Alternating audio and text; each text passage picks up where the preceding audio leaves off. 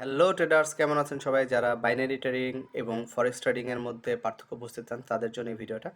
আমি দেখেন ফেব্রুয়ারি 24-এ একটা ট্রেড প্লেস করেছিলাম। আজকে হলো 28 ফেব্রুয়ারি এবং আমি এখন প্রফিটে আছি $145।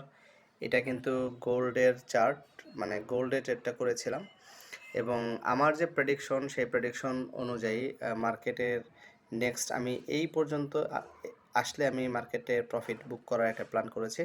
বাট মার্কেট যেহেতু অলরেডি আমি যেটা এই জায়গাতে প্লেস করেছিলাম এবং মার্কেট অলরেডি অনেক আপ এবং আমি হোপফুলি মার্কেটে এখানে টাচ করবে দু একদিনের মধ্যে।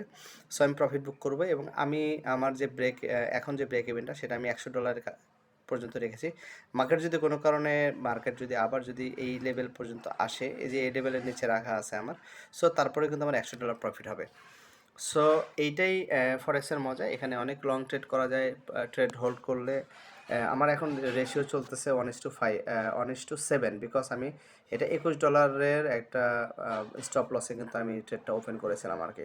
সো এইটাই এবং এই বিষয়ে যদি আরও বিস্তারিত জানতে চান আমাকে টেলিগ্রামে নক দিতে পারেন। বায়োতে আমার টেলিগ্রামের লিঙ্ক দেওয়া আছে। সো সবাই ভালো থাকবেন। Happy trading.